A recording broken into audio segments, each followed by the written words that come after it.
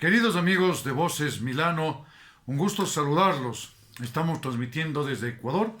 Bienvenidos a este su espacio rúbrica en Voces Milano. Un fuerte y caluroso saludo a Italia, a toda Europa, a nuestros compatriotas en México, en Estados Unidos, en todo el orbe mundial.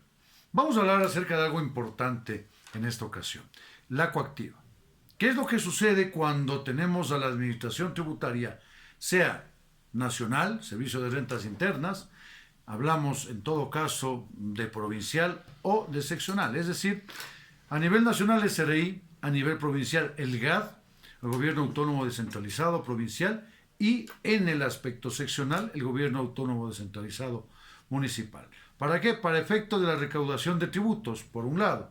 ¿Cuáles son estos? Impuestos, tasas y contribuciones. Y por otro lado, y no menos importante, tenemos a las entidades de control como la Contraloría General del Estado, el Instituto Ecuatoriano de Seguridad Social, tenemos adicionalmente entidades como por ejemplo CNT, que siguen una glosa por efecto de determinadas obligaciones y automáticamente nos vemos frente a una coactiva. El grave problema de las coactivas es que muchas veces los ciudadanos se descuidan.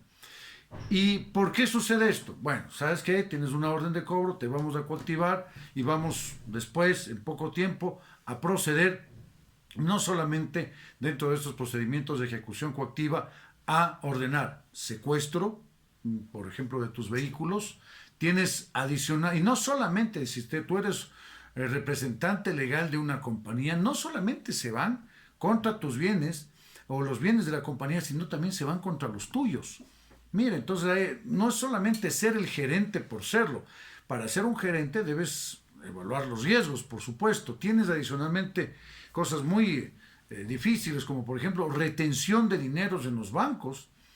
Si es que tú debes, por decirte algo, un valor, qué sé yo, de unos $100,000, tu compañía XYZ, entonces te retiene y manejas 4 bancos, 4 cuentas, en el banco 1, 2, 3, 4, en cada uno te van a retener $100,000. Y ahora, ¿cómo cancelas a los empleados? ¿Cómo pagas a los trabajadores? ¿Cómo pagas nómina? ¿Cómo pagas a tus proveedores? ¿Cómo puedes seguir trabajando?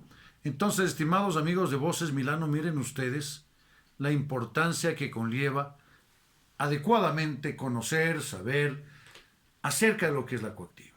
Ahora bien, es importante que nosotros dentro de este contexto podamos analizar, muy importante esto, cómo se nos realizó la notificación. Miren ustedes, por ejemplo, por citar algo simplemente. Digamos que a Juan Constantinopla le notificaron en el buzón tributario. Es decir, dentro de la plataforma de la administración tributaria, en este caso generadora o determinadora de los impuestos, como es el SRI en el caso ecuatoriano, te llegó una comunicación. Tú nunca entraste a la plataforma, nunca la viste como Juan Constantinopla, el rato menos pensado, sorpresa, ahí está. ¿Qué es lo que vas a hacer al respecto? Sucede que, como nunca revisaste tu buzón, o el contador te lo dijo, pero no le hiciste caso, no le diste la importancia que debía, finalmente te llegó una coactiva. ¿Qué hacemos en el caso de la coactiva? Y ahí existe el gravísimo problema de las administraciones tributarias que dicen, no, nosotros no observamos lo que establece el COA, el Código Orgánico Administrativo, sino lo que dice la codificación del Código Tributario. Es de recordar que en Ecuador, los servidores públicos deben aplicar la Constitución de manera inmediata, eso lo dice el artículo 426. Y en ese tenor, el servidor público está obligado a reconocer que solamente tiene las competencias y las facultades establecidas por la Constitución y por la ley. Por lo tanto, si nosotros hablamos de que va el servidor público a aplicar la Constitución, que no es otra cosa, según el artículo 424 de la Carta Magna, sino la norma suprema, la ley de leyes, nada puede irse en contra de la Constitución. Y en ese orden de cosas, el artículo 82 de la Carta Magna refiere que la seguridad jurídica no es otra cosa sino la existencia de normas jurídicas previas, claras, oportunas y aplicadas por las autoridades competentes.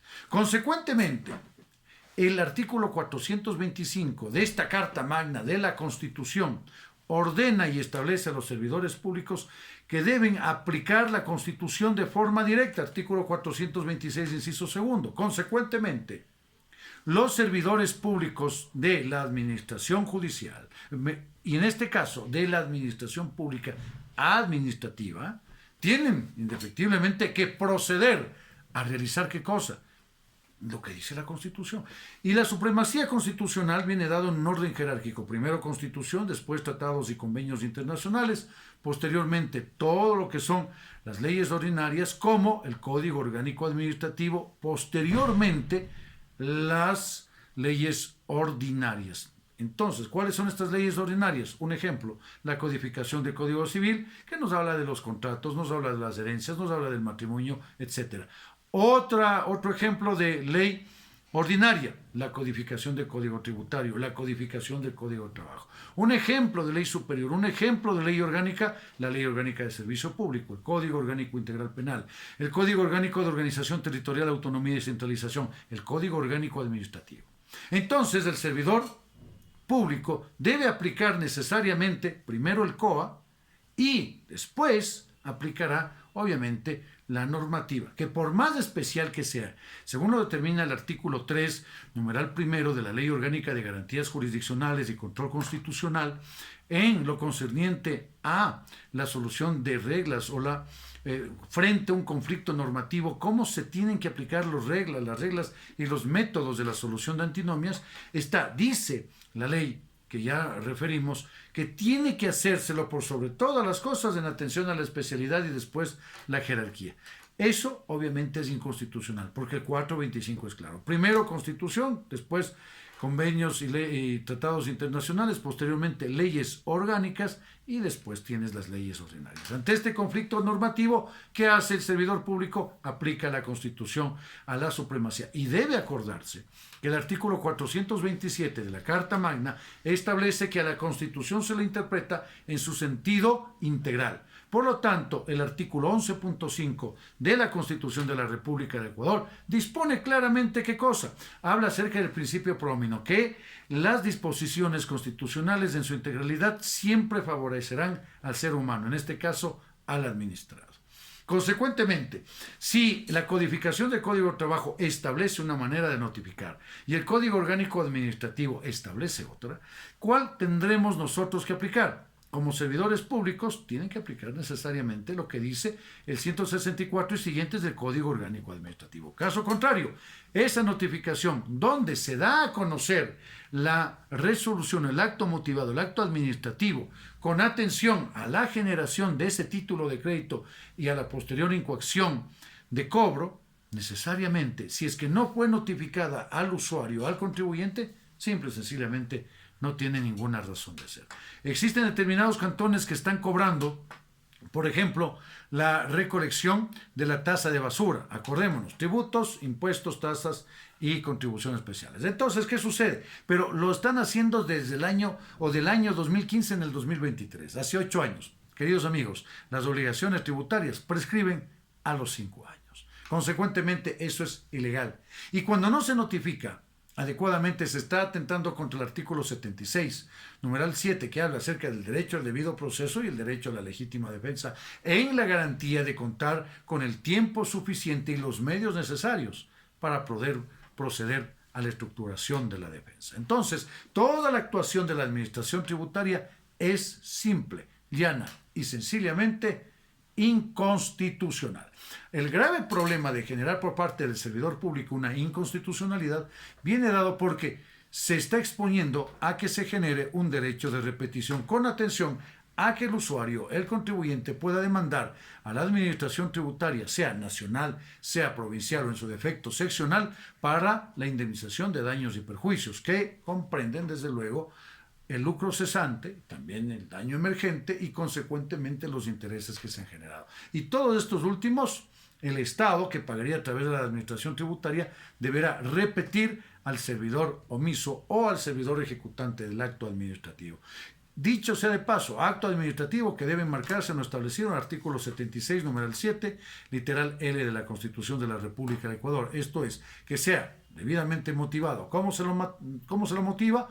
generando la enunciación de las normas y principios jurídicos en que se funda. Y por supuesto, estimados participantes, algo fundamental, explicar la pertinencia de la aplicación de estas normas a los antecedentes de hecho. En palabras del profesor Atienza, no sería otra cosa sino la subsunción silogística aristotélica, que Carbonell también lo reseña, y que no hace sino retrotraerse a lo que nos decía Aristóteles. Una premisa mayor, que en este caso son las normas y principios jurídicos. Esto es técnica básica argumentativa, y de ahí tenemos nosotros una premisa menor, que son los antecedentes de hecho y la conclusión.